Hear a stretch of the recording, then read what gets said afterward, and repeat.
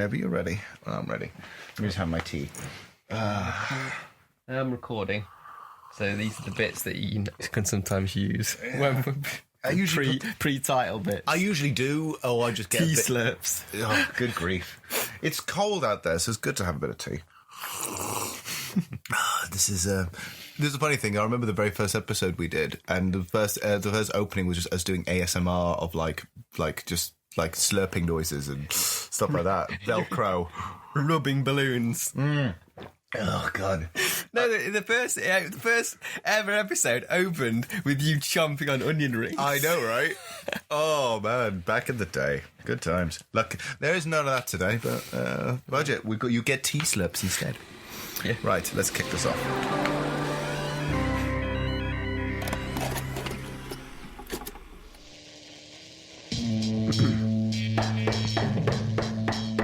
Boys?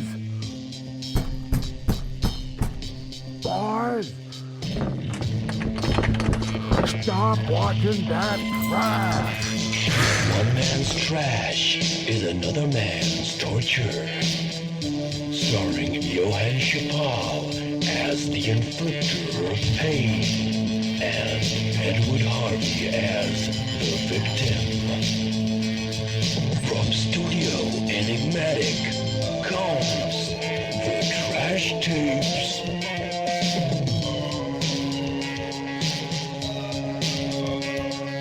Greetings, everyone, and welcome to another episode of the Trash Tapes, where one man's trash is another man's torture.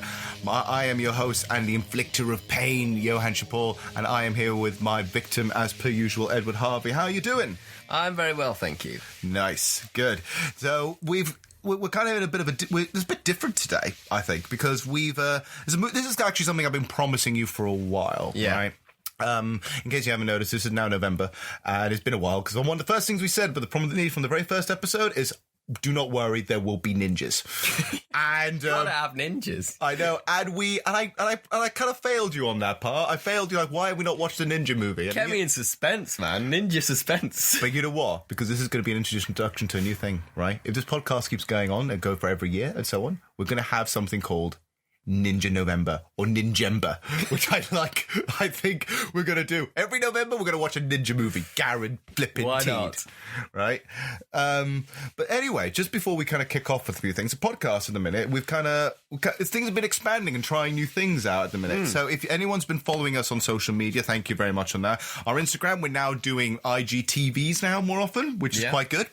If those who don't know, Instagram now seems to have its very own sort of like YouTube TV service, which is really kind of cool. So if you subscribe to us on that way, you can do that as well. We're also keeping ourselves busy by being on Spotify. We're getting ourselves on iTunes, Acast, and a whole bunch of different places. So everywhere, all the podcast platforms. We're there now, aren't we? We're there now. So it doesn't feel like we have to conquer anything now. We just need to get the people to listen. Yeah. Should we just do like a world tour where we're just shouting on a van saying, listen to us now? We need Trash Tapes t-shirts. Oh, fuck yeah. Next merch. We're going to get a whole bunch of merch. You were sporting the Trash Tape sunglasses today in our Trash Taster, which is now called Trash Taster, isn't it? Because we used to do videos for YouTube called Trash Tapes Behind the Scenes.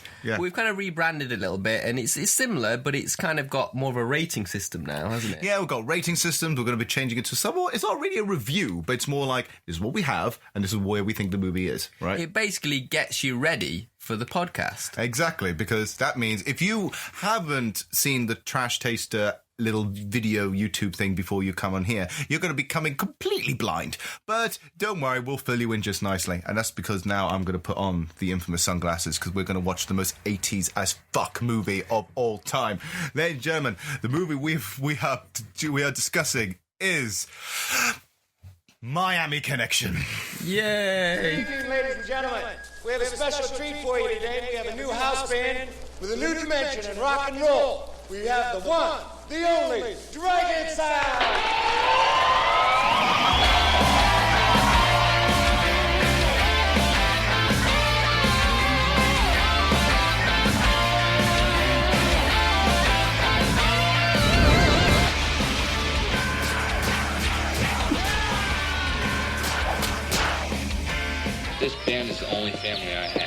all black belts in Taekwondo, and they're pretty bad. I don't want you to mess it up by going out with a second-rate musician like that John character. They came in here to play goddamn songs for kids!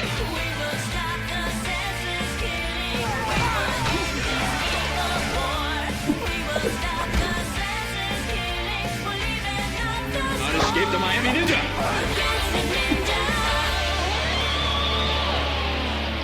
Boss, everybody's dead!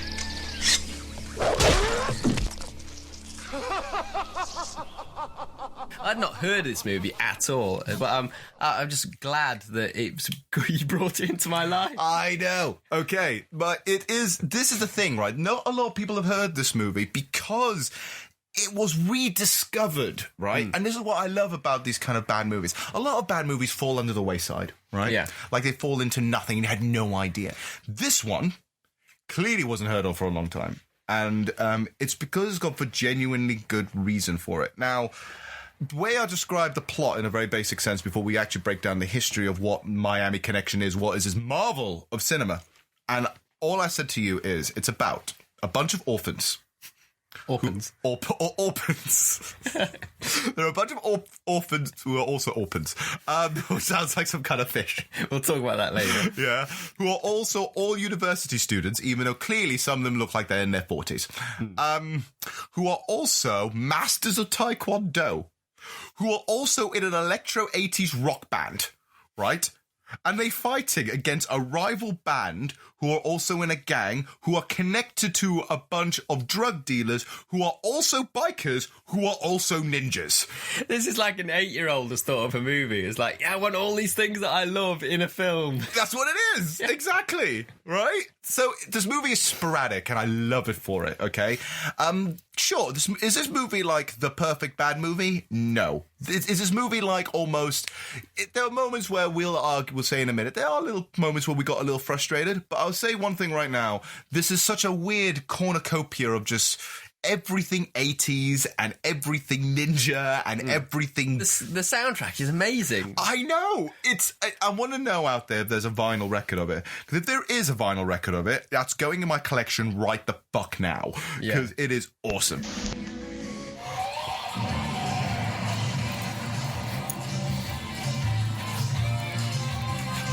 It's hard to show on a podcast. My head's banging at the minute.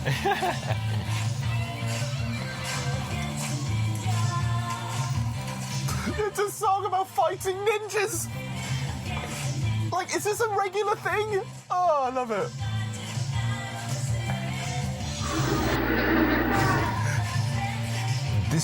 These guys are gonna stop the evil ninjas using the power of Taekwondo, and that's in a song. What the fuck? It's awesome. Yeah, they're revealing all their plans. I know. It's like saying if this was a record and it was sold out, and people are like saying, "Don't go near them. We should stop them now. They know Taekwondo." Oh man, the ninja gang would be hearing this and thinking, you know what? They're already just giving their battle plans.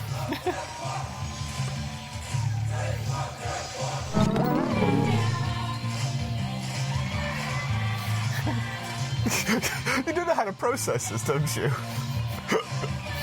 I really don't. I'm loving it though, it's brilliant. I love it. Oh, sexy eye, right there. Yeah! End with some pyro! Not even big bands have fucking pyro. Where did Dragon Sound get fucking pyro? I don't know whether, clubs are like that in America, but, it's like in Purple Rain, there's epic, club with, pyrotechnics and kind of lighting and kind of, it's just a nightclub which shows bands, but they've got this epic kind of stage show. I know. Sometimes they're bigger than some other actual big bands. And you're thinking, where the fuck did you get this? Especially them being orphan college students who also know Taekwondo.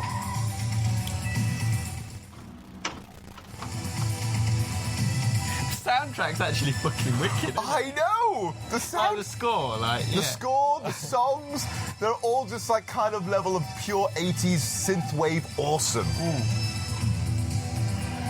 Like, if I was hearing this walking down the street, I would instantly feel like a badass. Like 100%.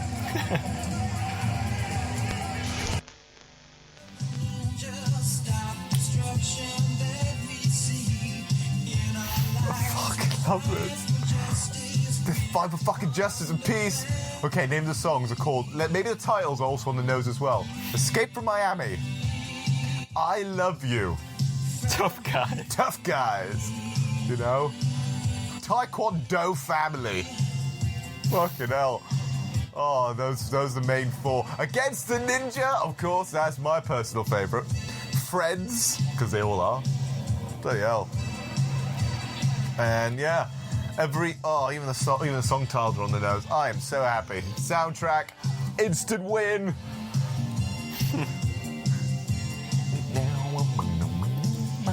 Do you want to stop it now? Or? But hold up. Yeah, okay, I'm done now. I had to wait to have the 80s play out in my system. So let's talk about what the Miami Connection is and whether or not you should totally get involved 100% into this. So, Miami Connection is a movie from 1987. It is an independently funded martial arts film starring Y.K. Kim. Right now, Y.K. Kim, he is basically the master of Taekwondo. Yeah, he is he was the one who clearly he's supposed to be an orphan and a university student. But he's clearly in his mid to late 30s, right? Yeah. He looks so old. It doesn't match, right? Now, he originally wrote and produced the feature, right? And there's a lot of reasons how this came about. He came from South Korea. Yeah. So this man came from South Korea and he went to America in the 1970s. Yeah. During that time, in about 10 to about 15 years or so in between, so from the 70s to 80s, he became America's key Taekwondo master, opening dojos all over the place, right? All right, cool. So he was the man of Taekwondo at the time, right? But no one cared about Taekwondo. Everyone cared about Kung Fu and shit, right? So no one really Taekwondo, what the hell is that? Yeah. Right? Now, he went to South Korea and had a talk show. He went to do a talk show sort of thing, right? And a director called Woo Pang Park, or nicknamed Richard Park, right, saw him and said, I want to put you in a movie, right? So why wouldn't you think that? Why wouldn't you? He is great at Taekwondo, and he looks great on screen when he's fighting. He is actually, out of all the fight scenes and stuff, all of the stuff him in it, he's good at it. It's not like when people are very sloppy fights. There are others which are sloppy fights, but he was the best thing in it, right? So the producer and the director said, I want to make a movie with you, but clearly didn't think about budget or anything, or any of that kind of malarkey, right? So it got to the point where it almost got him bankrupt. Kim borrowed money from his friends, took loans, spent all of his savings, and even mortgaged some of his Taekwondo schools in order to get the film funded. Oh, it sounds like it's quite a sad story. This is actually quite tragic. Yeah. Right? Altogether, that movie cost $1 million. Right. Which I can see there's some production value. Yeah, that's quite a lot though for what you saw on screen. I know, right? It's quite a lot. It seems like it would be under $1 million. Park capitalized after watching the interview and said, right, we're going to do this and so on, and get everyone else involved and so on, right?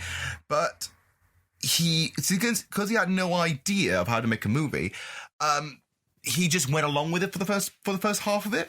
Yeah. When Kim saw the first cut of the movie, right, Richard Park already left to South Korea, and Kim hated it. To the point, and I love this, he then decided to reshoot half the movie himself. Right? Now, he has never made a movie in his life. He doesn't even know how to write a script. So he got some of the cast members, who are actually, the majority of the cast members are all people from his Taekwondo school. Yeah. Right? Who also never made a movie in their life, to learn how to script write. God. And to write the next half of the movie. Okay? And seems a really odd situation. It's really, really complex, right? He eventually went to film distributors and stuff like that and everything else. It even got shown in Cannes, right? Right? It got shown. Did it do that? I don't know, but it got shown in Cannes in 1987, trying to find, distributors and stuff, right? But a lot of distributors were not happy with the movie for several reasons, as we saw on the screen. Yeah. It's not great, right? But one of them is, for example, like the ending was actually more of a downer note and a few other things like that. So it's like, right, we need to film a new part of the ending. So it got reshot again with extra fights. So this movie was shot 3 times. So how was it supposed to end then, do you know? Or I know how the ending was supposed to be. Spoiler alert, because we're going to talk about the ending eventually. But spoiler alert, Jimmy dies. Oh. What a downer ending is that? Right? So he died, and it's like, that's too down. So they had to rewrite the ending to give it a happier ending, as well as add an extra fight scene or two to give it more context, stuff like that, right? Yeah. And the thing was, all this was because Kim wanted to make a movie at the beginning of this, right at the beginning, that was supposed to help promote Taekwondo and world peace.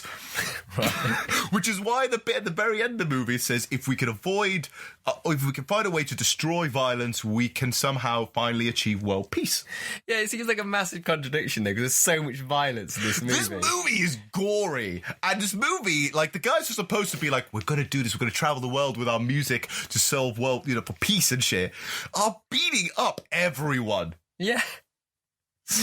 Oh, it's just so odd. And it was funny, actually, when I was watching the movie, because I couldn't think of...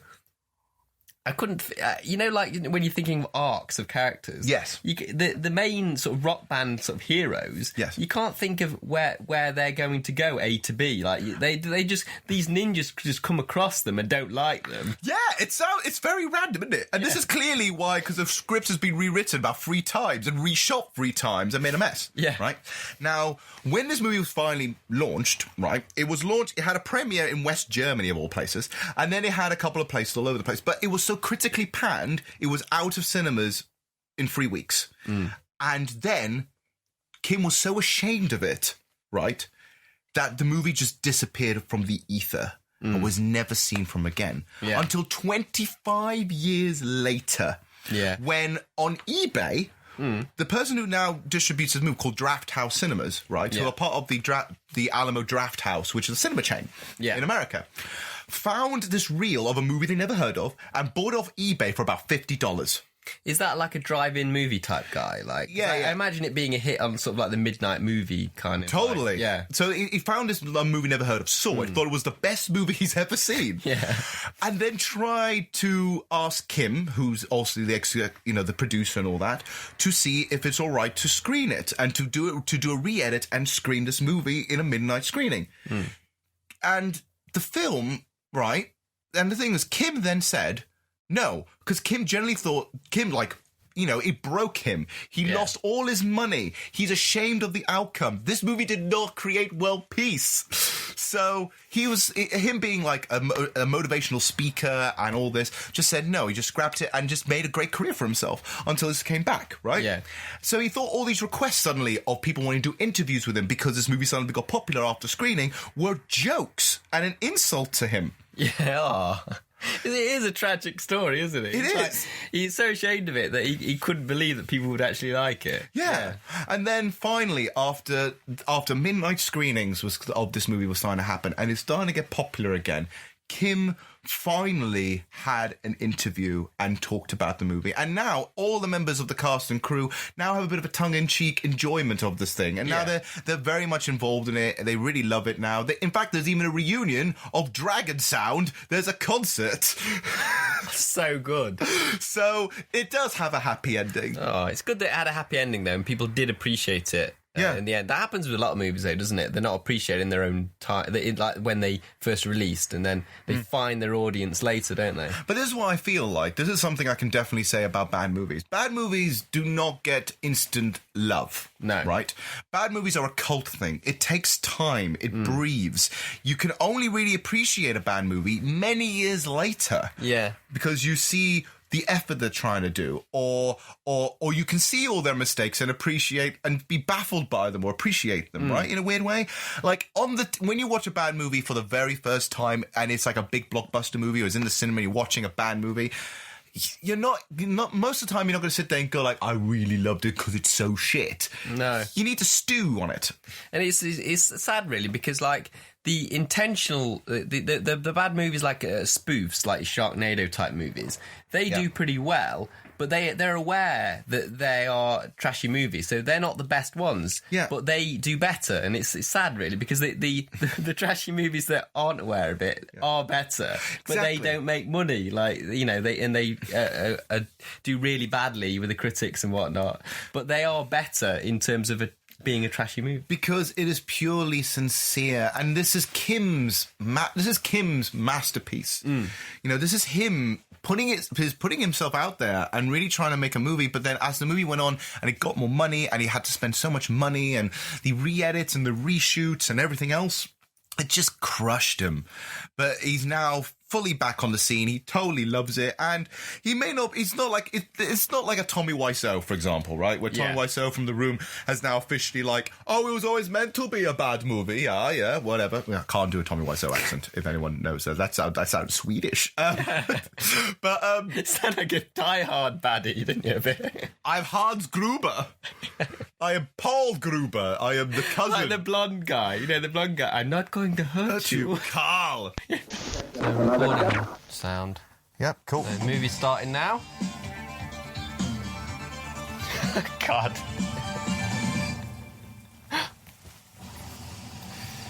Oh, look at the film stock. Already. Somewhere in Miami. Somewhere. We don't know where. Oh, look at everyone. Look at them. Oh, that is. Oh. the gang. I like the way they were posed like a photograph. They were. They're waiting to look cool before the gang comes in. Old gangsters dressed in suits, fucking Uzis and sunglasses, babes in blue lights. If that's not the most 80s thing ever, I don't know what is.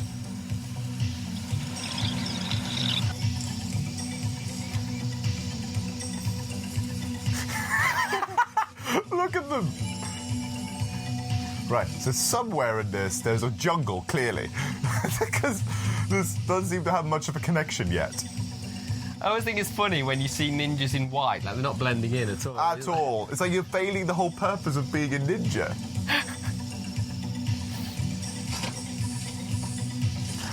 No, and all the snacks. There it is.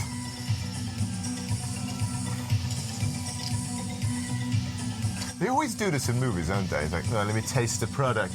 This is definitely cocaine and not powder. I like the fact that they've got a hat like the remember those the man from Del Monte? Yes! They got two of them like that. It's like he reminded me of like a oh God! Ninja star to the neck.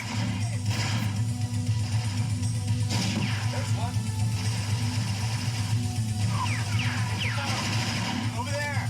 There it is. Now take the coke.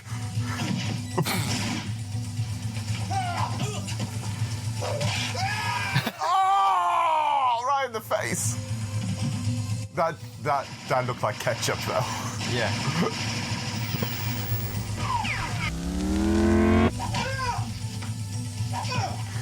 Don't fight a ninja. That's what happens when you fight ninjas.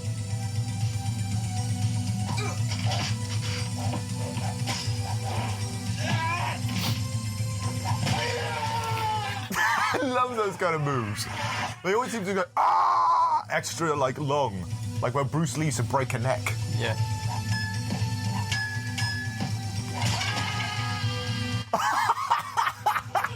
Oh, I'm gonna make a note of some of these bits. Arm slice.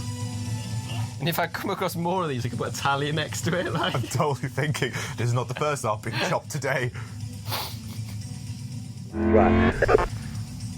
Does the white ninja do anything? Or you just sort of stand there going, go my minions. It's far too clean. He's been using like Daz. It's like, I am the whitest, these are the whitest sheets. So, let's actually break down what the flippin' flop is this movie in terms of plot. Right. So, okay. So the movie starts in, where else? Miami. Somewhere in Miami. We don't know where. Okay, and it starts with what clearly is a drug deal happening, right, between what looks like just regular Miami drug dealers who are all fantastically looking, very sleazy gangsters with Del Monte hats. There was like 2 or 3 of them wearing Del Monte hats. I love it, right? I think it's because but they weren't testing pineapple juice; they were testing cocaine. I love it because he goes like, "Yep." I love this in movies. I know what they do, but it's also like, it can't be that accurate. Just stabs a bag, rips it open, gets his teeth in, going, yeah, this is definitely cocaine. This isn't baby powder. Yeah. You know? It's ridiculous. So the cocaine thing was happening, right? And the whole thing. But there's an interaction between 2 rival gangs in bands. Well, we're not there yet. Gangs in Miami. And then out of fucking nowhere, ninjas show up. Yeah, are they on bikes at that point? Yeah. They start off on bikes. Yeah. And then they seem to crawl in, because it's Miami, clearly, loads of palm trees hidden. It looked like a jungle. It didn't look like where they were supposed to be. Yeah? Yeah. A bunch of roly-polies and walking in the dark. And then, just as the drug deal's about to be over, ninjas come and kill everybody. Like, in the first 3 minutes, there's so much amazing, trashy 80s garbage in this. Yeah. So you have the sleazy biker, you have the sleazy sort of gangsters, you have the biker ninjas, you've got so much neon and smoke, you know, and gore. Like, a man gets his arm chopped off. Straight away, yeah. Yeah. In the first fight. So the sleazy gangsters, they're obviously the guys that were in control of the drug trade. And yes. the ninjas, straight away, ninjas taking over. Ninjas taking over, and we're stealing your cocaine. Yeah. It's like what question, right? Okay, so what do ninjas need? Why do ninjas need to also be drug dealers? It's like, there's so many questions already. And why are they also bikers? Yeah. Ninjas normally assassins, aren't they? Yeah, they're assassins. They're like hide guns. Yeah. And they're all supposed to be sneaky shit. Because there's loads of ninjas dressed in black, the way they're supposed to be. But there's one white ninja just standing like on the rim. He's the master, though, isn't he? Master ninja, right? I suppose he isn't often in the shadows because he's often hidden away in like the dojo, isn't he? Like, yeah. Or like wherever. Yeah, with the whiter sheets. Yeah. It's clearly someone keeps washing that gi all the time. Like, constantly giving it a wash, right? It's amazing. It's pretty fucking white. And I love this big thing. Suddenly they appear in the dojo. There's a fucking like really Japanese dojo somewhere in Miami somewhere. And he reveals himself. The white ninja reveals himself and says, "Where is my money?" And it's terribly dubbed. Yeah, okay, it's awful. All the characters are really badly dubbed, right? Do you think it's like ADR, or it's just the fact that they were speaking a different language? Or? I think a combination of both. Yeah. It's like, where's my money? Where's the money? You have failed me, ninjas. Right? And then this guy comes in with a fucking briefcase and says, I took the money. Remember this now. If you do not do this, you'll have your heads. This is the way of the Miami Ninja. Whoa! And then it cuts right there, right into the titles. And this is where we can clearly see we're in for a roller coaster of a ride. We're first introduced to the title, the on the nose music, aren't we? Yes. Now, interesting fact about this, okay? So the music is all originally written for the movie and stuff like that. It's not really any ripped off or whatever. But one of the things that I absolutely love is that, I believe it's that guy, right? Angelo, right? His name's Angelo Giannotti, right? Now, Angelo Giannotti was the mullet and mustache guy. Okay, yeah. He wrote all the music. All right. So he was the creator of Dragon Sound. So he wrote all the songs. The first song, literally, is called Escape from Miami. And it literally just sings about cocaine and ninjas and bikers and just fighting. What happened in the intro, basically. Exactly what happened in the intro. It's fucking epic. Because it's sitting there like, how much more on the nose do you need to be? Yeah. It's like things like sort of Team America, like sort of mimic that kind of thing, didn't they? Like they're like sort of movies. It's just in the 80s you did get a bit of that, but not usually that much. Yeah. So by that point, we're finally sort of introduced to it. We're introduced to everybody, like in a montage. So we've got the ninjas, we've got the bikers. We're introduced to the gang, who are all Orphans. Now, we say Orphans because the Kim can't speak English, right? And he can't pronounce orphans. Yeah. Every time he says orphans, he says Orphans. Right? And we don't want to insult a man's language, but it's too funny where he says it constantly. Yeah. It's like, I thought we were all Orphans. It's like, oh, good grief. So they're all Orphans, right, who are also in a university, who are also in a Taekwondo electro rock band called Dragon Sound. And introduced to the first song, they're all dancing in the club and all that kind of shit. And that is how we're introduced to everyone. We barely get to know names or anything, and this all happens in the first 3 to 5 minutes. Yeah, it's very music focused. It reminds me of like Purple Rain in terms of like lots of long like concert sections and stuff of playing the songs. It's like they really sort of like the director must have loved these songs. Like this movie's just gonna be songs and fighting. Exactly. Do you know what? I'm happy with that. Yeah. So mullet guy starts singing his song and all that kind of stuff, and then we're sort of now slowly introduced to the rest of the crew, rest of the band, and so on, because the bikers arrive at the club. Yeah, and the bikers arrive at the club who are also ninjas. But this is another thing: we're no longer in Miami anymore, and we're barely in Miami ever since. A movie's called Miami Connection. Yeah, and we only spent it in Miami for about 5 minutes. Just love that title, I reckon. I think there's a connection, yes. Yeah. But there isn't much of... Why put Miami in it? I think because in the 80s, Miami, like with things like Miami Vice, yes, it was just a big thing, wasn't it, Miami? So it's kind of like, oh, this will attract people to go and see this movie, but it didn't work. It did not work at all. So they go to see that. So all the ninja bikers, the leader of the ninja bikers and all that, bring his crew in, and he's dressed in leather. He's a proper biker, right? And goes in and takes a seat and watches it, and it's like, we got the band, and it's like saying, and this is what happens. We got like what seems to be the Orlando connection, as it were, who is the bearded guy who looks like a G.I. Joe. Yeah. Yeah. The brother, right? Generic action figure. Yes. Who's sort of there, and he goes there, he grabs in and walks in with him and says like, right, I want to show you this is the club we're going to do our negotiations with, so we can bring all the cocaine from Orlando to you and vice versa and everything else, man. It's going to be dope, right? They go into the club, and and I love it, the song that plays the moment those guys come in is Friends, and it's called Friends Forever, and it's basically talking about how the band are always going to be friends forever, right? So great. I love the songs. I love them so much. It's great. I fucking love it because not only are they on the nose, they're actually really well produced. Yeah. Very 80s, but perfect, the right kind of 80s. It isn't like overproduced or just or just anything else. It's just right on the money, right? And they walk in, and this is when we're introduced to the first of many bizarre plot lines, which don't really go anywhere, because the bearded guy walks in with the head of the Miami Ninjas, and says like, oh, look at the band there. And then says, isn't that your sister? Why is your sister with that band? Those Taekwondo people who are singing about how to fight ninjas.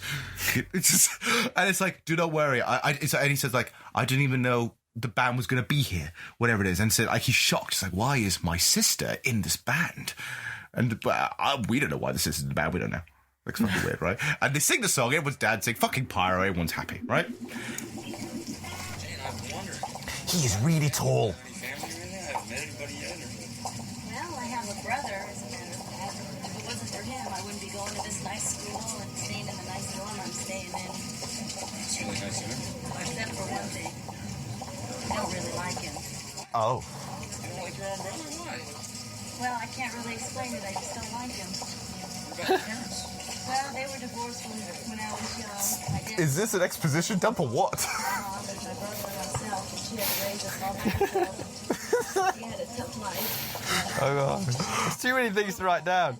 And my father died a little while after he left us. Oh. But speaking of my brother, I think we might have a few exposition dumps. I think so. That was a full-blown, like saying, oh, by the way, this is my brother, I don't like my brother, he's an asshole, plus my family's divorced and everything else. That's a lot to put in a minute. he's extremely jealous. So you know you joined our band? I'm not sure. Uh-oh. So are these guys supposed to be in... It looked like they were in college. They're supposed to be in university, yeah. So they are... They're an electro... Really old. I know, and they're also all orphans, just to give you an extra bit of context. Uh-oh.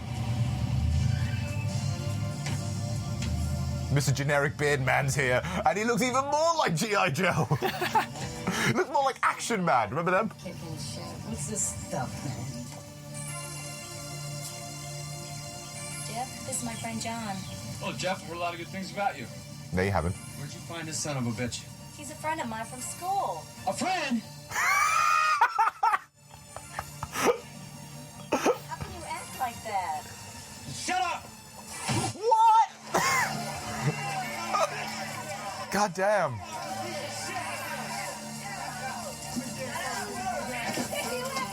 How could you do this? How could you even call yourself my brother? Enough! That guy is not for you! Oh. What happened, son? Shit. My God. Friends? There's just some misunderstanding. You don't understand. What? I'm her brother. When I tell you leave her alone, leave her alone. Whatever you say. Just remember what I said if you don't want to get hurt. You don't scare me at all. Jane, I want to talk to you later. Goodbye. Oh my God. Yeah, I'm okay. That guy. I barely heard a word in Edgewise that way. Terrible dialogue. Yes. Oh, this list we're creating is making more. We don't have to mention all of it, but if there's any... This list is going forever. Imagine if we reel it off, we could mention all of it quite quickly. So here's the thing, like, if I'm having a bit of trouble remembering a lot of the scenes in this movie. Now, I can only remember, like, the music and the fighting. Yeah, I mean, all the bits in between, they feel like filler, don't they? Right? Now, that's because it was. Yeah. Remember, this movie was shot 3 times. So a lot of it was padded with improvisational dialogue, which was supposed to be character development. Right. So... do you remember, like, the bit we're first introduced to Tall Guy and the sister, right? Yeah. And they're walking down the... Just outside the college. Outside the college. And how literally the first thing is said, like, she starts talking about his brother, right? And then right after his brother talks about... It's like, talks about their parents divorcing and death and everything. And you're like, holy shit, this is a lot to throw at us in a minute. And it's because it was improvised, 100%. It wasn't a script.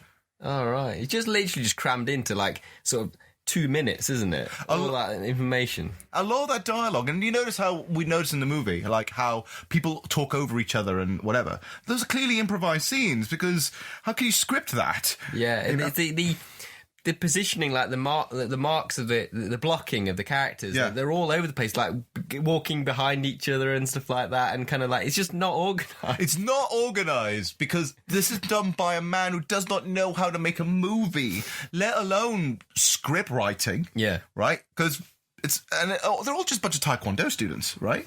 So they're improvising, trying to create, gives them some backstory and plot, which is like, what the fuck? So, Tall Guy, who is like the basis for the band, I believe it is, right? Or whatever it is holding the sister, who's also now clearly what seems to be his girlfriend or whatever it is, but not made entirely clear at the beginning.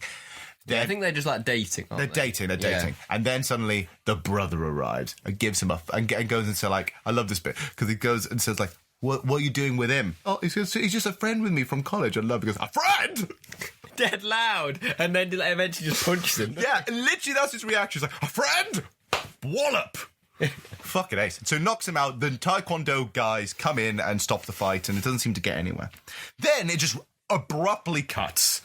And it cuts somewhere else. And it's really hard to follow by that point, because things just jump back and forth forward in time, random filler scenes, and they're fucking great. But they are also really difficult to talk about. Yeah. And they cut off as well, like we mentioned, like the editing is awful. Yes. So it's kind of like a scene will just kind of, something is happening, and then it'll just end. Yeah, and it will kind of like... You'll go somewhere else. And some of it will be like literally right after a sentence, so you haven't had time to absorb it. Yeah. You're like, now we're here. What the fuck happened, right? This movie has been terribly spliced.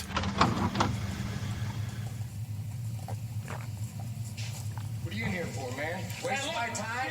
I thought I fired you. What? Yeah, you fired me like because of the goddamn dragon sound? That's bullshit. You turned me to play goddamn songs for kids. Now who you bullshit? They play... This is like a wrestling promo, before a match. Like 2 wrestlers going at it. They're just about to wallop. What, are you deaf? You sure? Oh, he's dropping it down. He's dropping the jacket down. Oh! Wait. How does... Okay, so the club manager knows Taekwondo now. Does anyone in the 80s knew Taekwondo? Because I would fucking love to have known. You son of a... Don't you give me a hard time, you son of a bitch! Next time I'll kill your ass! Epic stare down. And now we're back to this. That was the worst angry acting I've ever seen. I know. He's just going like, whatever. This band doesn't even play songs for kids. Which, what the fuck is that supposed to be? But a few scenes later, we go back to the club. And this scene was fucking random, but we're introduced to Angry Guy. Yeah. Who looks like something out of Dixie's Midnight Runners. Yeah, he does. He looks like he's going to break into Come On Eileen at any moment. And the thing is, he's often aggressive, like really like shouting aggressive. But at the same time, it's like someone acting aggressive that can't pull it off. So he doesn't naturally look aggressive. He's like shouting, but then when he's grabbing people, he's kind of grabbing them kind of gently. Yeah. But he's shouting at them, and he's kind of like, and but he's always got some distance between the people. So he's kind of like, it's not even sincere, like angry. It's weird, isn't it? It's like the uncanny valley of anger. Yeah. Because you're like, I know you're angry, but you're not acting angry, but you're clearly angry because you're shouting. Yeah. I love because this angry guy was part of the band, the former band that used to do the club, and he's pissed off they've been replaced with Dragon Sound, right? And he goes to the club manager and said like, "What? Look," and say, "What?" And the club manager, "What are you doing here?" And I said, "I do not believe you replace us with this kind of trash." And I love it. These guys don't even play music for kids, which I'm like, what does that even mean, right? And so there's just constant like wailing and punching, and they have a little scrap. It's great, but the manager of the club seems like he can do fighting as well, like Taekwondo as well. Yeah, and there's the weird thing. It's like, that's the only scene with him in it. We don't see the manager ever again. No, and he's like, you would think he would just sort of not, he just can do kind of normal kind of fighting, but he's actually doing martial arts. He's doing Taekwondo. Yeah. And there's something we noticed throughout the movie. A lot of random people in Orlando clearly know Taekwondo. So clearly, like, I know it's because everyone in the cast and crew are mostly all students of them, right? Yeah. But at the same time, he's sitting there going like, not everyone in this fucking user has been taught by the same guy, right? So it's really sort of random that he be able to pull a punch on these guys, right? And he's never brought up again, nothing. He disappears off the face of the planet and we never see him again. So at this point, the rival gang, I think, now let's try and just beat up let's beat up this band. Well, they're only like a bunch of, 5 members? We're part of a whole gang, right? Because we're connected to the Orlando mobsters, who are also connected to the Miami mobsters, who are biker ninjas. They're so arrogant. They think they're the shit, don't they? They are the shit, right? Dragon Sound have just finished a gig, I think. Yeah. And they're singing a call Against the Ninja, right? A song about fighting ninjas, yeah? And the scene before it is actually with the brother talking to the head of the Miami Ninjas, saying like, you need to get rid of Dragon Sound so we can take over. It's like, what does this have to do with the drug trade? I don't know. So convoluted as fuck. And right after that, they seem to magically sing a song about ninjas. And this song is actually fucking epic because the lyrics are literally like, we're going to stop this evil war, we've got to stop the hatred, we're going to use the power of Taekwondo. Taekwondo. It's quite liberating, really. It's empowering. Yeah. Like, you want to go and beat someone up when you listen to that. Like, fuck yeah, Is anyone going to do something, or are we just going to stare at each other's cars for a while? It's a standoff. It's unfair. It's 4 cars against 1.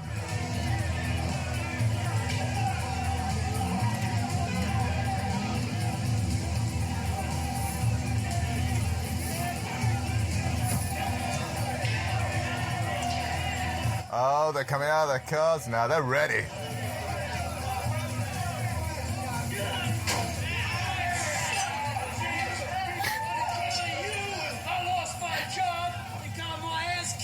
You remember that hot shot? Now I'm gonna tell you and get the... Angry looks guy like again. someone from like Dexter's Midnight Runner. I was gonna say! Come on, Eileen. Oh, man. I just get the job from Edison. Don't bother us. Bullshit! Get out of this goddamn town, and I'm gonna show it. I love that guy's acting. It's hilarious.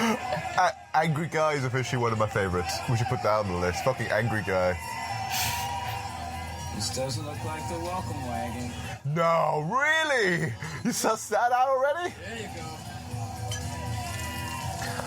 Oh, that's a complete waste of beer. Hey, you're not drinking it. I said have some beer. Oh, kicks to the face. Slow-mo. Ooh. Oh.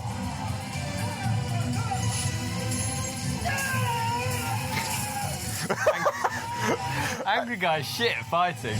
That's why he's flinging around the chain and shit. And wait, that's it? We're done? Very abrupt cut. Is that it? The fight's over? Let's put terrible editing as well. That's for sure. So he kind of goes to one scene I remember by this point. They seem to fight off the. They get introduced to the rival gang again, kind of thing, and they're driving, and there's 4 cars, like in front of them. You remember that bit? Yeah, that street ball. Brawl, yeah. Is that the one that had like tough guys, like, or was that later? That was later on. Yeah, I'm just remembering the music. I know, right? It's really hard to remember it note for note. I mean, I've got the plot here, and even then, I'm thinking I don't remember that. At all, right? Now, but that fight in the street, that was kind of very, very odd in terms of like it was often in a wide shot, yes, and it was just people doing anything they wanted and like really improv, wasn't it? Yeah, that felt really improv, and then there were moments which clearly looked like we're going to do some some actual moments where Kim like does a flying double kick. Yeah, I mean the only good bits were with him, obviously, in the fights. Like just now and again, you get a close up of him fighting.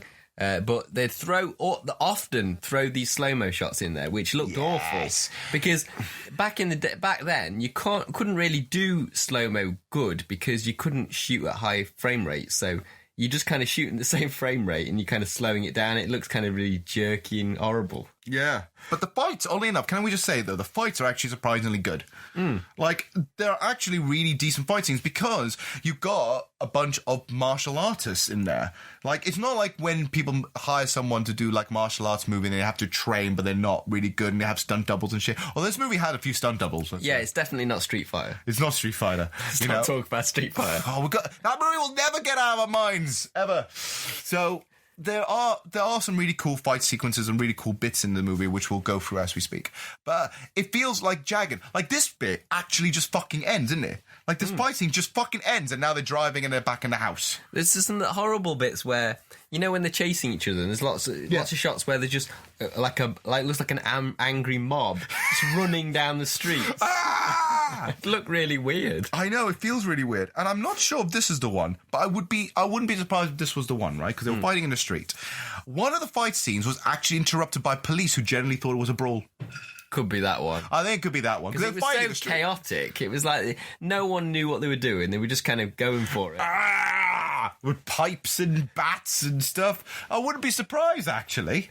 I love the sound effects in this movie because there's some of them just like some of the time there wasn't any sound effects put on, so it sounded really sort of like when they were striking someone, it didn't sound, there was nothing there, no impact. Yeah. But then now and again, like we'd say they're holding something metal like the pipes. Yeah. You get this really sort of high ting kind of noise, like it's like a ting. It's great. And the thing is, all the punches never sound hefty. No. All the whooshes don't sound hefty. I'd actually argue that one thing is the sound mixing in this movie is really bizarre. Yeah, because usually these kind of movies, martial art movies, especially in the 80s, went full on with the punch sounds and stuff and kick sounds, like really like exaggerated. But this, I suppose he was trying to be more realistic. How though? We got biker ninjas. I know, but in terms of maybe wanted the fights to be more realistic. And more like sound like real fighting, but it didn't really. You needed a little bit more impact sounds and stuff like that. Yeah. But it's like I said, I think this movie in a weird way, like I said, you know how that guy was the uncanny valley of like anger. This whole movie feels like an uncanny valley. It's like they're just a little bit short of like being this wondrously magical thing, right? By either going to full force or not. Give me the letter now. How old are these guys? Stop being such Are they dicks. like 6? Oh, stop being such dicks. Let the guy have his letter. Get some work done. You would have had enough done for that street. What's going on here? You guys trying to wake up the neighbors or Jeff, what? seen a faction for one night? Can you let him put on his goddamn pants at least? What letter? John, what happened?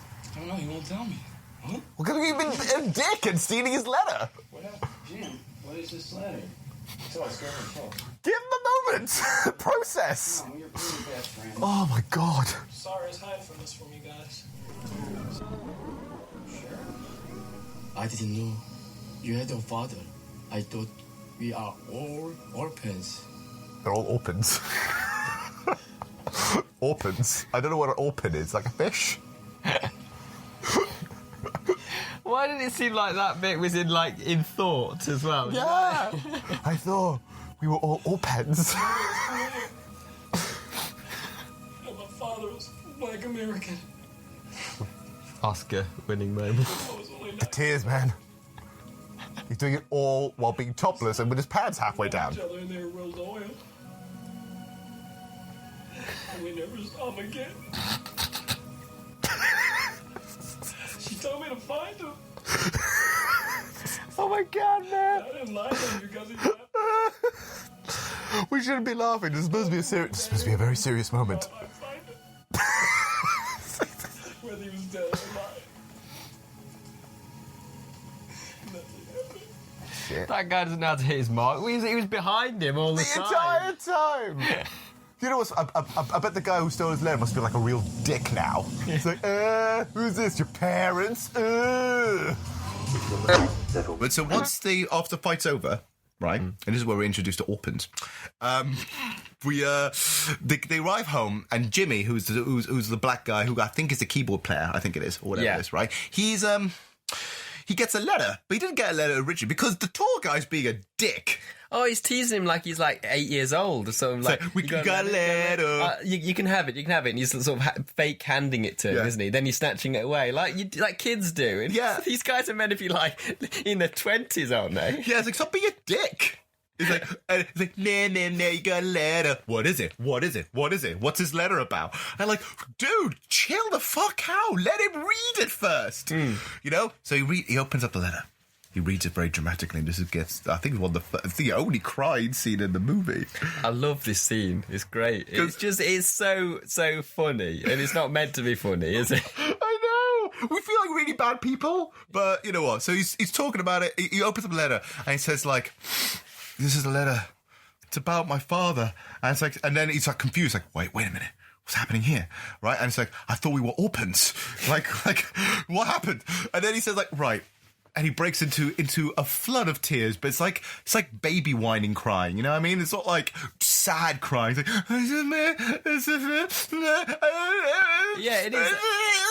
There is a whole thing of like little kids. They're all like little kids in this scene because you got the whole sort of teasing at the beginning, and then when he's crying, he sounds like a little kid that's just had a tantrum and he's kind of like, he stole my toy from me, kind of thing. It's that kind of like cry, isn't it? Yeah, it is. But the scenes must be really dramatic. And you got underneath it, you got this really sad synthesizer going. It's like really sort of would be kind of moving if the visual matched it properly. But it didn't. And it's really shit because of it. Like, so he's talking about basically like my mother was South Korean and my father was African American. And I was thinking for a minute, it's like, I'm glad one of you guys was an African American because my God, it would have been really awkward, right? So he says like, when my mother died, she gave me this picture.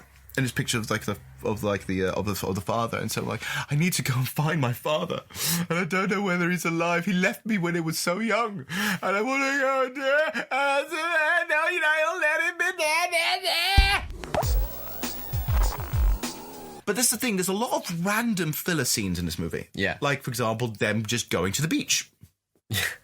beach bum shots. Lots of beach bum shots and boobs and whatever, right? It was like Baywatch, wasn't it, at that point? Yeah. Like, when you got the intro to Baywatch, it was shots of, like, bikini boobs and, like, bikini bums and stuff. Male and female. Male and female, just loads of them, right? And it's like, and just them driving the car going, woo, take your pants off, and whatever. It's like, what the hell? It's really weird, right? And that doesn't develop into anything, really, except talking about how, sorry, so we had this beating before, but we can beat them, whatever, right? Whatever it is. And they're flirting and random comical scenes that make no sense, right? Another random bit is where literally halfway through the movie, for no reason, there's this Taekwondo demonstration. Yeah.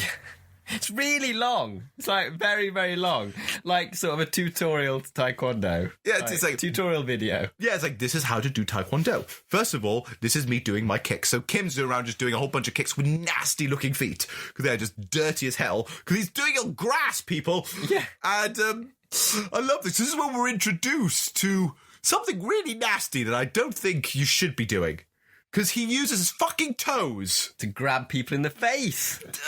You gross. And like, there's a bit where I swear he just gives a guy a toe job. He just like, it looks like, because he's grabbing the face, it just looks like his toes are just in his mouth. I don't think they are, but it looks like it's gross, right? Just don't look. Okay, foot fetishes out there. Maybe this is for you, but nope.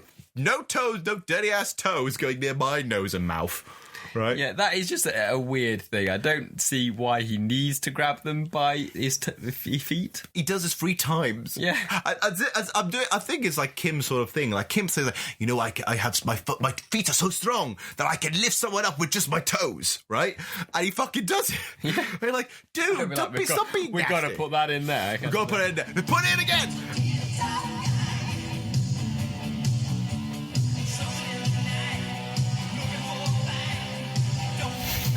I didn't want to be on the nose lyrics. 4 now. It's ridiculous.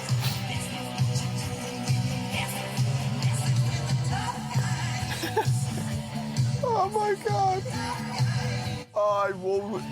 And they're literally just a bunch of bikers. Oh my sweet Jesus.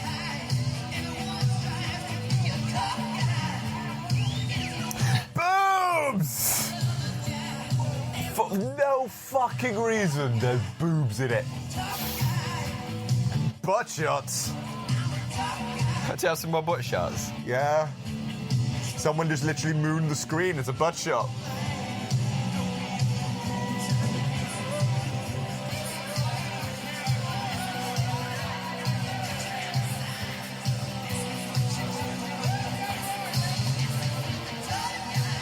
Boobs.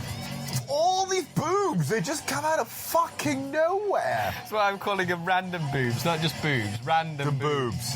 There they are, another. Is that the same one, was it? Oh, I'm not sure, but there's so many pairs of tits just coming out of nowhere. It's almost laughable because it's like not even a build-up to like good tits. They're just tits. Suddenly boobs. Suddenly boobs. Suddenly. Tits.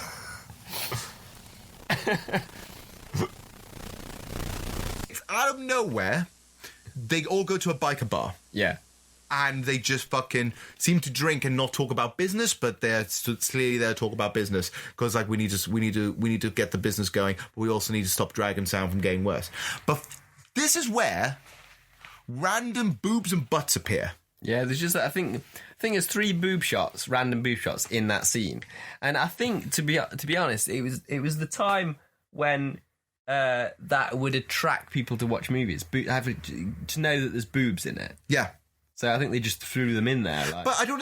This is why I don't actually think it was the director's idea. This is what I'm convinced by. I'm convinced they left the camera running, and then just do you know how some people are like on front of a camera? They want to do something really stupid. So all the women like at rock concerts and stuff. 100%, right? A random factoid, right? All the bikers in the movie were real bikers. Oh, right. That were paid with beer. Oh, brilliant. And 100 bikers showed up for the film's premiere. Fantastic. So this is technically a biker's movie.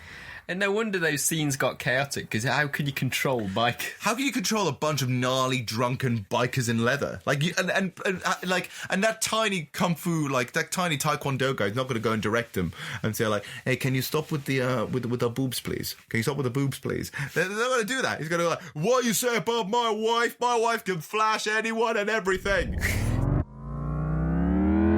Well, the reason why the two things why I found that kind of scene and lots of scenes really hard to follow is because there's lots of mumbly type dialogue, which is kind of like, it looks as if they should have done more takes to get it right, to get it more clear.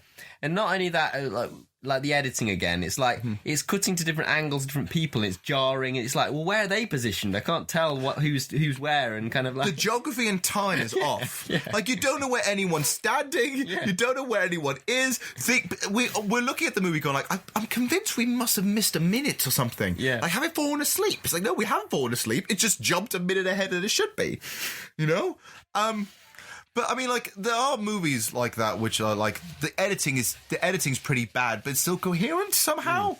It's hard to be coherent with this movie, but it's almost, this is the weird thing, because we've been dissing the movie quite badly, but to be honest, we're loving it because it's almost comical about how the choices were made. Yeah, and there's so much that's entertaining going on. You sometimes miss the bad things, like the imperfections, because apparently when I read upon it a little bit, and apparently there's so many like blunders, like where like the boom's in shot and there's people, a crew in shot and this, but you don't always notice them because you're so distracted with how much fun is going on screen. Yeah, I mean there were definitely moments. There was definitely one moment where we guarantee we saw two tourists walking past a bridge. Yeah, and we're thinking like, oh, they just kept it in. Well done. It's like, oh, good God. It's like, there is a lot here. Yeah, because the next bit, one of my favourite bits afterwards, is the rival gang eventually now goes to see the Orlando gang and says, like, we want you to take down Dragon Sound because if you do that, then we get our jobs back as the band. So your gang and my gang and your connection with the Miami Ninjas, we can go and take them down, right? This is angry guy again. Yeah, doesn't he say like, you're the Taekwondo, they're pretty bad. Bad as in good. Like, or bad as in like badass. Yeah. Not like they're pretty bad. Well, they're pretty bad at Taekwondo. This is easy. That was a time in the 80s, 90s. You say bad, and that means badass. No one used it as like meaning terrible anymore, did they? Exactly. Oh, she's gonna find out, and she's not gonna be happy. What is that outfit, though? What the fuck is that top? Oh, I'll give up. It's 80s fashion. I have to give up with it because it's just ridiculous. Oh God, it's so the dialogue at times is so chaotic that everyone's talking at the same time. There's no like, it's like they didn't rehearse anything. It's so whiny and so improv as well. Like you can't.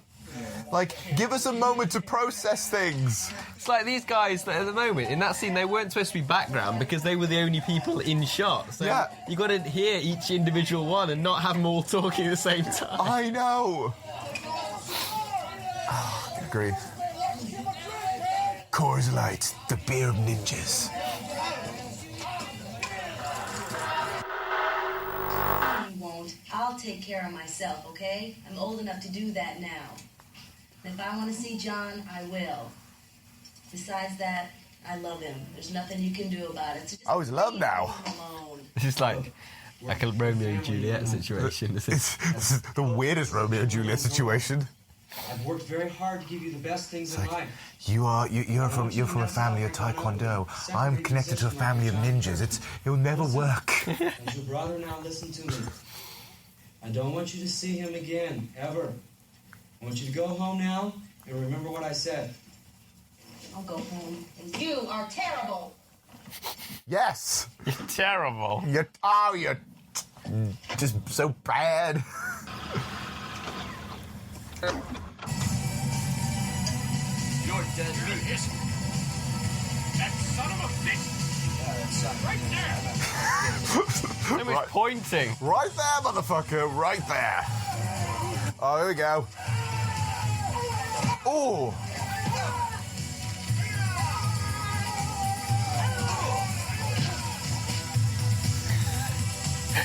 What?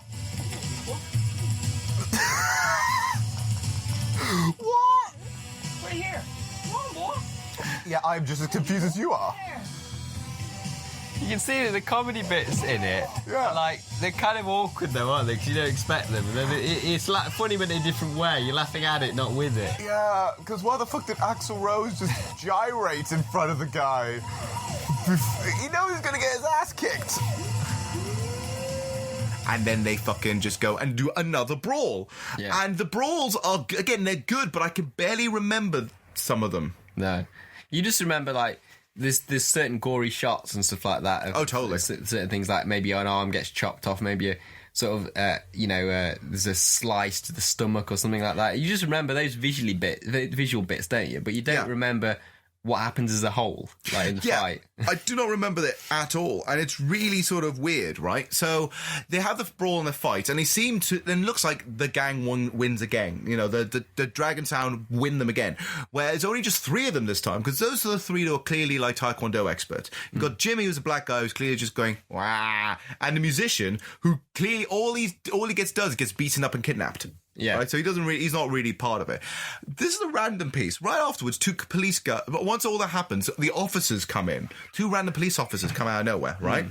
Now this was a randomly piece. It was like another additional scene they just added in. Yeah. Because the brawl. There was another brawl happening, and the coppers were driving by and tried to stop this brawl. Okay. So they grabbed these police officers.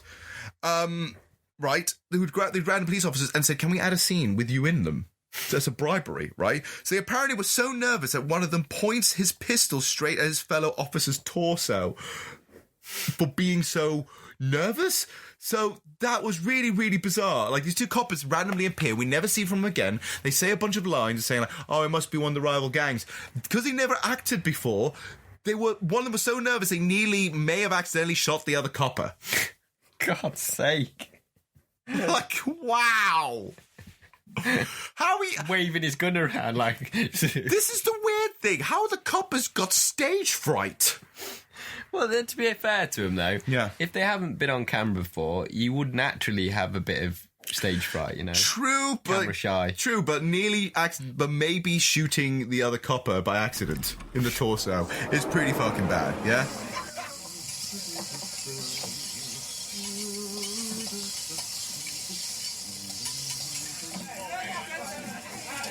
What are those shorts?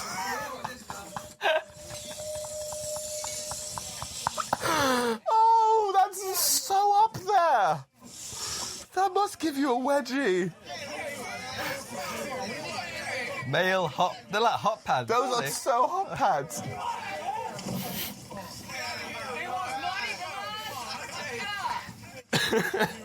Only in the 80s. Only in the 80s.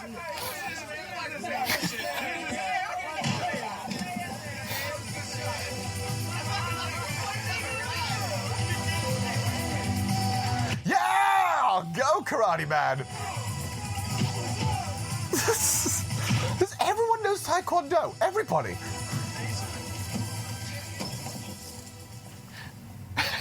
Glad we didn't see the guy in hot pants fight too much. I think he could pop out of there. Oh, imagine that was the case.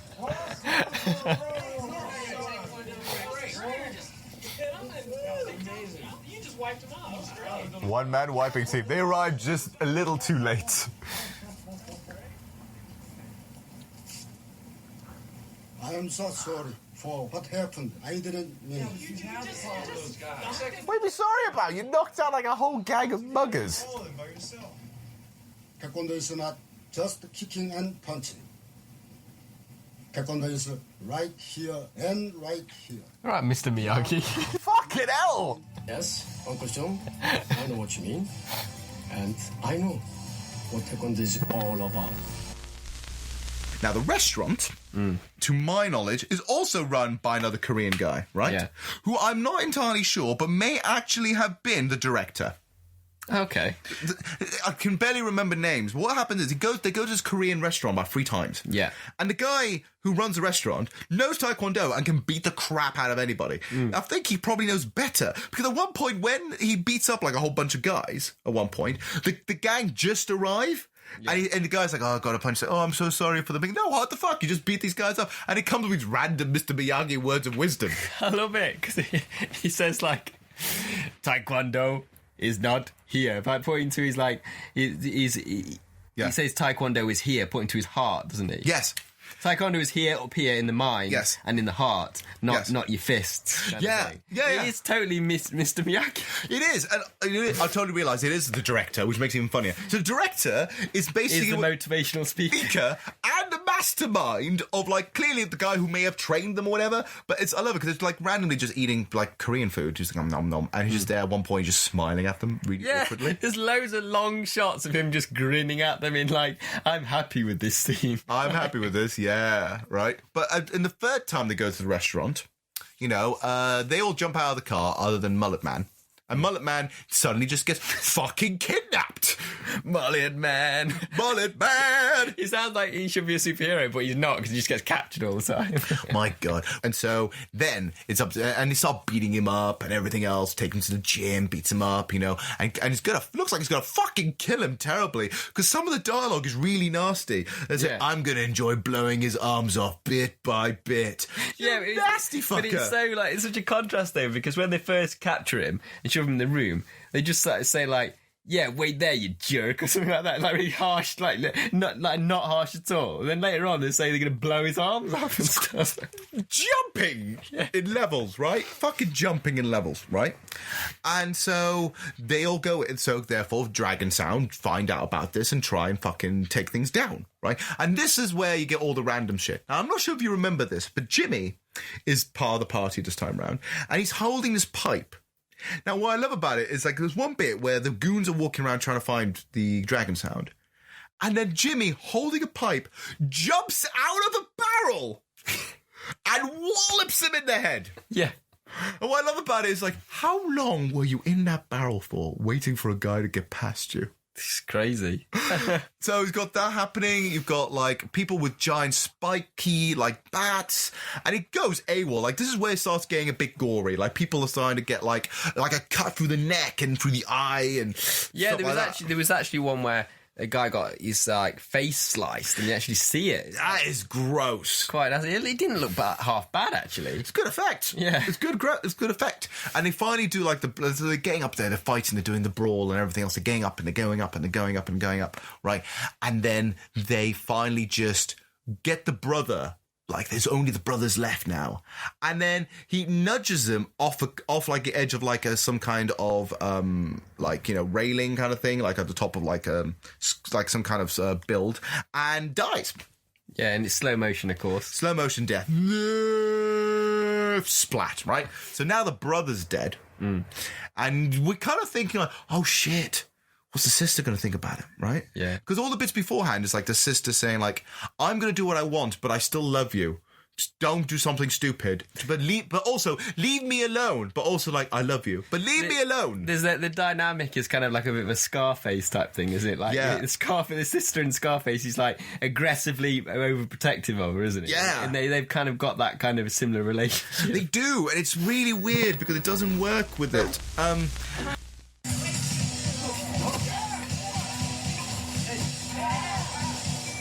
Took ages to react, the other guy. It's like, do you not know your friend just mysteriously disappeared? They're actually using a bit of stealth here. I know, it's subtle. Mind you, they're like, and they're not the ninjas either. They're not the ninjas. Hey man, give me some of that shit. Give me some of that shit.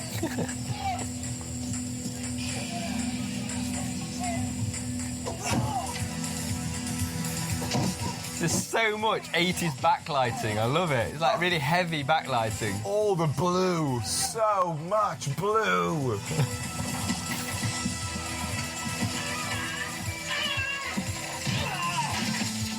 Yeah, just like the editing's like really bad because, for example, that guy that was sitting down, you didn't see him sort of get up or react, so it was weird when he all of a sudden was attacking the rest of them. Like, does it always feel like you're missing a few minutes? Yeah.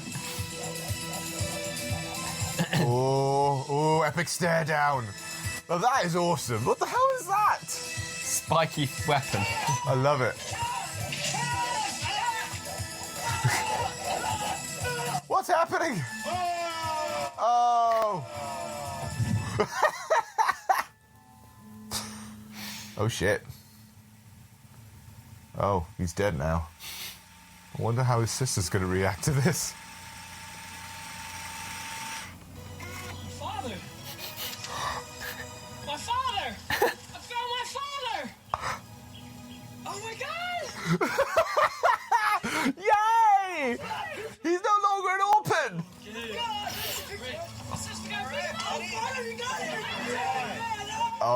Oh, yay! We're gonna give you money for a suit to see your father! Yay! That is...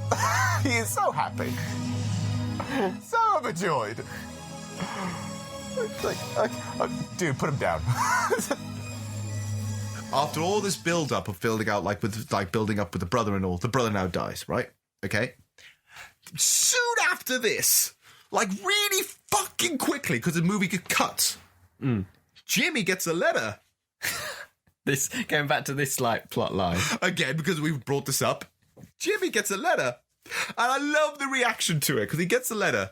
He's gone to the mailbox, he gets the letter, he reads it, and he goes, "My father! Oh my god, my father! My father's alive! Yay, yeah! Daddy! Oh my god!" I want to get my daddy back. I know. He's so excited. And then the rest of the gang come out. They give him all the support. They put him on his fucking shoulders. They're going to pay, they're going to buy him a suit. He's going to the airport to see him. The whole thing. They're so nice. The whole friendship vibe is, ridiculous. It's like, how much money do you have? How much money do you have? We're all going to club together and buy you a suit. It's so nice. That's my friends, no offense, but if I had all this, look, we'll give you 50, 50, 50, 50. Go, buy yourself a fucking suit. It's great friends. Can my friends buy me suits, please? Can we just get me a suit, buddy? So they do that and they get dressed up. They're doing the whole thing. They're getting ready. And then because they're going to go and see, Jimmy's now to go and see his father, right? Finally. But at the same time, while this is happening, the Miami Ninjas know that the brother is dead. And so they act revenge it's because it's the way of the Miami Ninja. Right? Of course. Fuck. So now the ninjas are now chasing after Dragon Sound because the Orlando gang couldn't do it. The rival gang couldn't do it. So they're sending the ninjas in. They're sending in the fucking ninjas. Now, this is the thing. The movie for a movie that's basically around biker ninjas, we barely saw the ninjas. We saw them at the beginning and at the end, but they are worth the wait, especially near the end, right? Yeah, because up to this point, most of it was just your Taekwondo guys and the other gang that's kind of they know. Do they know ninjutsu? Yeah, but they're not ninjas, are they? No, they're not ninjas. Yeah, they're just it's just martial arts, regular sort of martial art battles up to that point. No ninjas. They're not in the outfits, No. and we need them in the outfits. Yeah. And that's what I love about it. So that's what was happening. Then Tall Guy and Jimmy and everyone else is driving in. And this is what I love. You know that whole plot line thing, oh shit, his brother's dead. How is she going to react to this? Yeah, we thought it would really be an awkward scene and she'd be really upset about it. Yeah. But no, not that upset about it, apparently. And she goes, says, "I'm sorry I haven't been around. I have a lot to think about." Well, duh, because your brother died, right?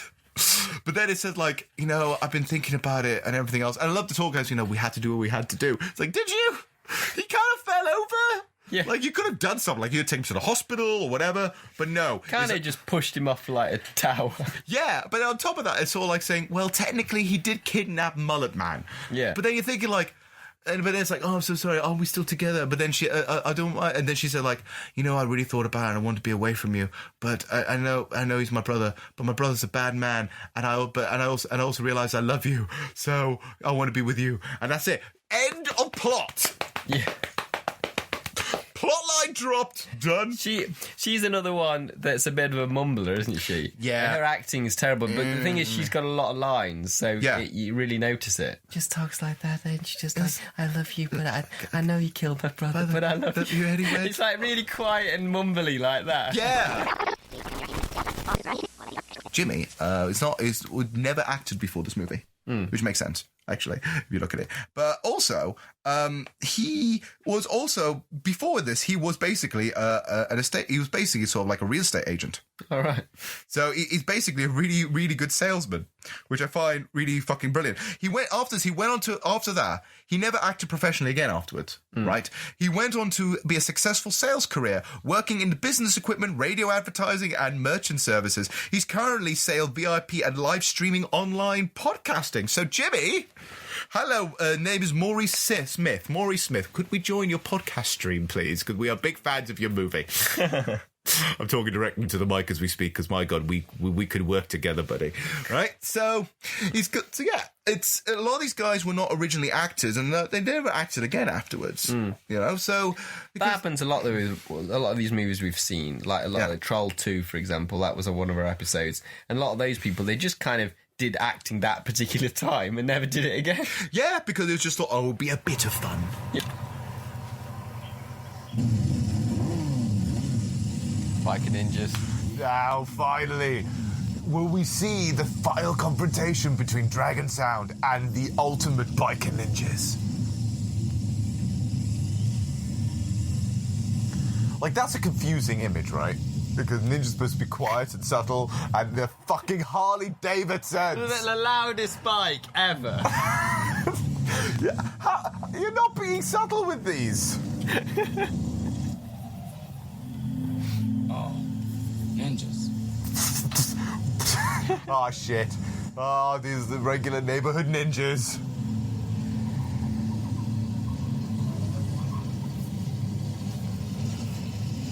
Come on. Leave us alone. We have to catch a plane. Get out of the way. You will never make it to the airport. You are paid for Jeff's death. Come on, dude! Yeah! All for Jeff. All for fucking Jeff.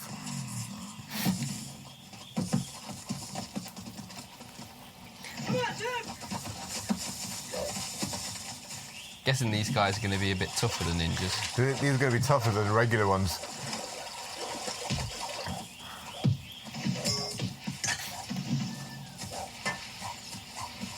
Yeah! Oh no! You ruined the suit!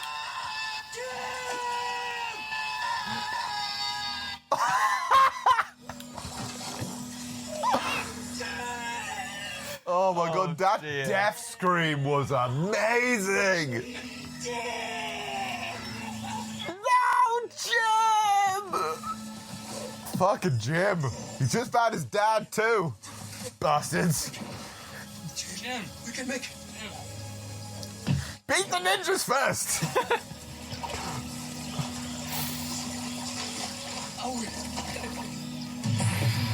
All right, come on. You sliced Jim. You would fucking get him. Yeah! Oh! Nasty. He is so angry and full of rage. There's no slow mo shot. Fucking hell. I think I'll stop counting with the slow mo shots. There's so many. We'll just say multiple. Oh no! Tall guy's got slashed. Oh, goo! Oh, that blow went right into his face. So there we go. So finally, we got all that through. That plot line's dropped, and Jimmy's going to finally see his dad in a dress in a full suit. Who fucking arrives? The fucking ninjas arrive, don't they? Yeah. Right, so I was waiting for you to say ninjas. So fucking ninjas arrive, and they bombard the car, and this is where we finally get fight with ninjas, right? So samurai swords, people gets like arms like chopped off, back, chest, everything gets bloodied. It gets really kind of nasty. Yeah, there's lots of like a lot of the gore is in this scene. Yeah. Right? And so they're going, what? And then the tall guy goes fucking insane when his arm gets when his back gets scraped off with a ninja with a samurai sword, and he goes, ah! I love it when he takes his top off and he's got blood all over him, and he's just turning into like Rambo kind of thing. He's got fucking bloodlust, you know? Like he's slicing people left, right, and centre. Kim is slicing people left, right, and centre. Yeah. Jimmy gets hurt. And gets sliced open. I'm like, oh no. And his new suit as well. So his friends bore him. Really fucking sad, mate. And it's like, oh no, Jimmy, don't die, Jimmy, don't die. And then they're angry, and those two are going and fucking beating all the ninjas. They're like proper sobbing, aren't they? Like, Jimmy! When Jimmy gets sliced, his death scream is amazing. It's like, oh!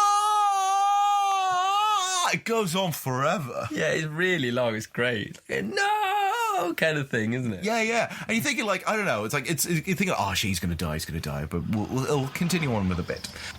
Uh-oh. Boss, everybody's dead.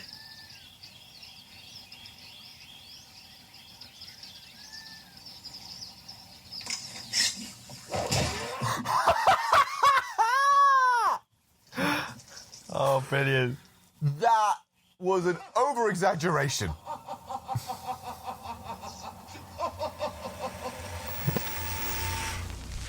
So while all that is happening then, all the ninjas get killed off by these two crazy mofos, right? Which is really random because clearly they're driving through Orlando, halfway through Miami or something. Must be driving halfway through Miami or something because the white ninja shows up. Now, the white ninja seems to be in his dojo somewhere, which we thought was in Miami, but isn't. Because it fucking teleports. And I love it, because one ninja's dragging his body in. He's literally pulling himself by his sword, isn't he? Yes. Like, just like, he's so wounded, he's kind of can't walk anymore. Probably. I love it. So he's just using his sword as like a cane, isn't he? Yeah, like a crutch. And he just says that they're all dead. They killed them all. And then suddenly, the best overreaction I think I've ever seen. The only decapitation in the movie. And it just happens out of fucking nowhere as well. Yeah, it's amazing. It's really good. We laughed so much at that bit. Because it's like everybody's dead. And the head's just like a fucking stump, and he goes, ha ha ha ha ha ha ha ha ha. And then there's a real long, awkward moment of silence. Yeah. This is then what happened. The movie technically originally ends there. Oh, right, okay. So the movie ends with the two guys beating all the ninjas. Yeah. Except the white ninja. The white ninja decapitates someone and planning revenge as if there was going to be a sequel to this. Deary me. And Jimmy dies. And Jimmy dies. Yeah. He never gets to see his dad. That's so tragic, right? That must be why it seems so awkward that they added the dad in. Like, yeah. Which we will get to. Which we will fucking get to. All right? So, by that point, that's how the movie ended, right? But the issue was, when they showed that cut to distributors, right? They said, the ending's too much of a downer. Which, of course it is. Yeah. Like, yeah, all the ninjas are dead, but... Holy hell, man!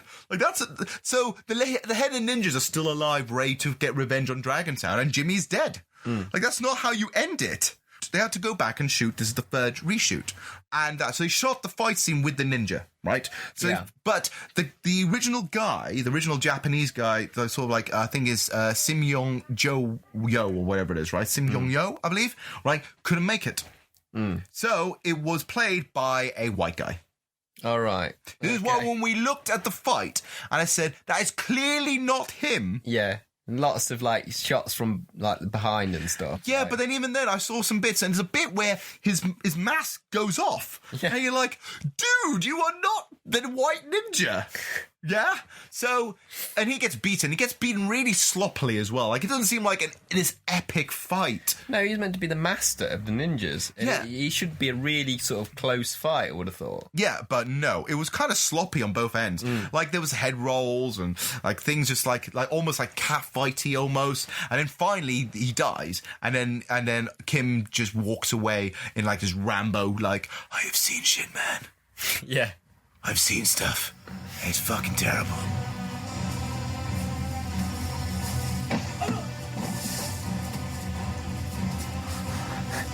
If the white ninja is supposed to be... okay, I'm going to have to woe that. I'm confused if the white ninja has been done by different people, because it looks like 3 different people are playing the same guy. Yeah, probably. Probably had a stunt guy. But there's so many different ones for the same guy. Uh-oh. Has he beaten him? Don't turn your back on a ninja, man. Never turn your back on a ninja! Oh.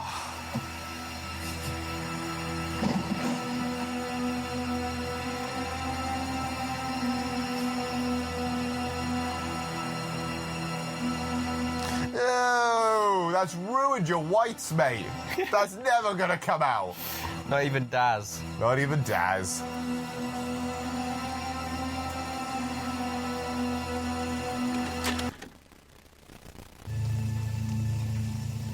Take your time, mate. You know. Casual. Casual walks in, say that after a ninja attack. That's his father? The wounds weren't as deep as we initially thought. He did lose a lot of blood, but there was very little internal damage. Oh, thank God. When can we see him? He'll be out shortly. Why does the dad look younger than the son? Rest. If you have any problems, just give me a call. So they've just added grey hair to him, but he's actually a younger man. I know. Fucking hell, man. Jim is like my brother. I would anything for him. Anything. Jim! I would anything for him. Anything. Would anything. Like, I'll make anything out of wood for him. Jim, how would you feel? Still hurts. Of course it hurts. Seeing you guys again. And seeing my father. Jim, it's all over. Let's all go home.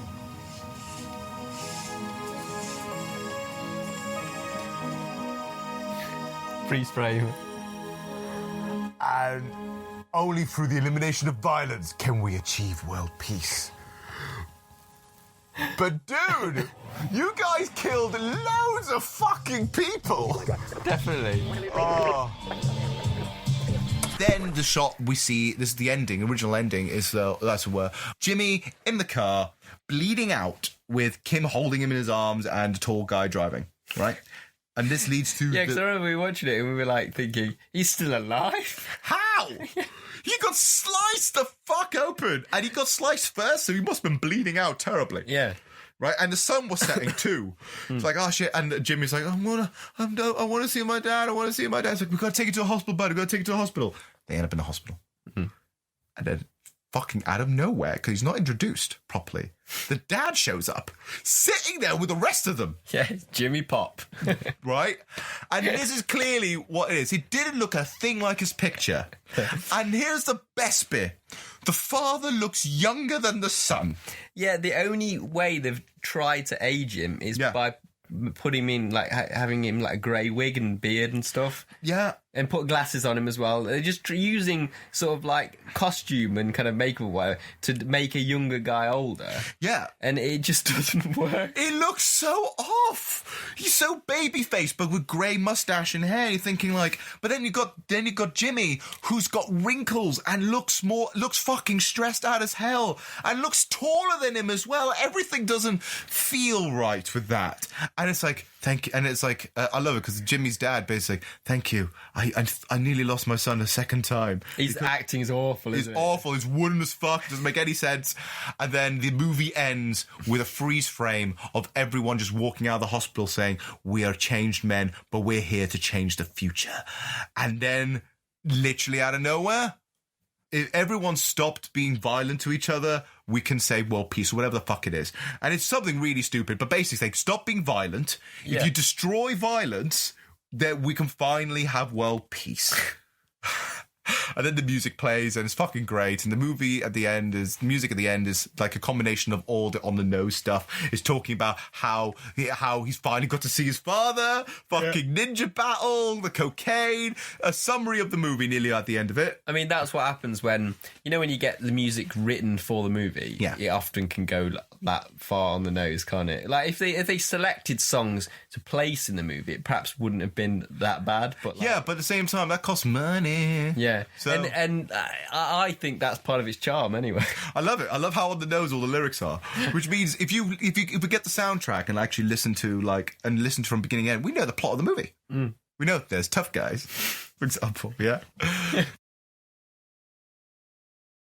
What do you think of the movie as a whole?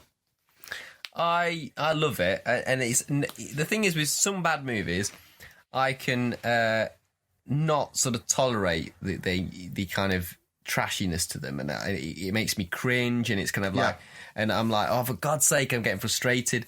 But this movie has got so much entertaining distractions that you forgive a lot of the problems. Yeah. And you just kind of embrace it, and it's so much fun to watch that I just find it really enjoyable. And you think that it would be too busy with like ninjas, bikers, gangsters, martial arts, loads of fight scenes and stuff like that. You think it'd be, and rock bands and like all the music stuff. You think it'd be too busy, but all those things somehow work. They somehow work, but they also don't work. Yeah. And I think that's why it works. Yeah, it is. It is because there's too much that makes it funny and entertaining. I mean, personally, I find it's funny because to a point we're trying to go through the plot and how I'm struggling to get through the plot. But when I remember something, it's like, oh, God damn, that was brilliant. Oh, that was stupid. Oh, that was wonderful. There's a cornucopia of like just pure 80s rubbish in it. It combines everything I love about 80s trash. Yeah. Right? With especially the music, and I love the martial arts, because the fight scenes were pretty decent. They weren't sloppy except the last ninja fight. Everything else was like really good. Yeah. And it was entertainingly well done, and the fights were decent, and it looked great with the neon and all the smoke and everything else. It has an aesthetic to it. It's got a direction to it. Yes, there were moments you can clearly see this movie got shot and rewritten 3 times. Yeah. But yeah, I totally think that this movie is a whale of a time, but it's also a bit draining, but it's also, once you get through it, you'll appreciate it 100%, because my God, there are some wacky moments. Yeah. Just thinking about the plot alone, the music, the biker gangs, the ninjas, everything. It's all merged together into like a tiny little sort of bubble, and it's wonderful. I love it. I'd recommend it 100%. Yeah, definitely. Because this on our video, the Trash Taster, we ranked this, didn't we? Yeah. It scored 60, which is like it's about to go into too trashy, but it's trash. You consider trash.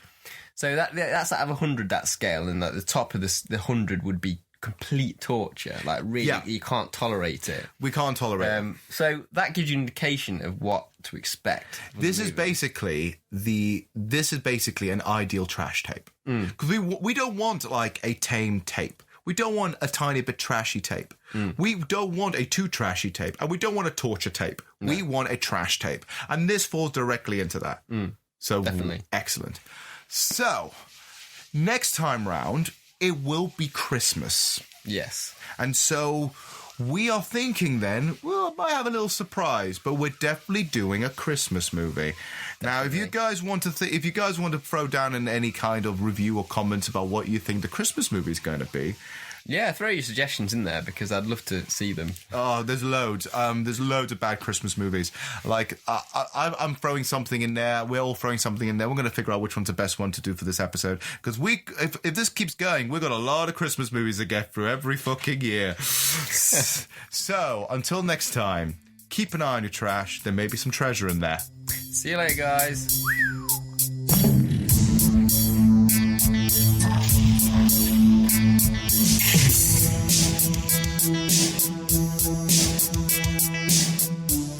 Trash Tapes is a podcast created by Enigmatic Productions. It is hosted and created by Johann Chipol and co-starring Edward Harvey. If you like what you hear, subscribe to the podcast. We are on Spotify, iTunes, Acast, and Buzzsprout. You can also find more information about us on our social media sites. We have Instagram, which is under Enigmatic Productions. We have a Facebook page called under Studio Enigmatic, and we have a Twitter under Enigmatic_UK. For more information on the other kind of products and projects that we're up to, check out our website at www.enigmaticproductions.co.uk.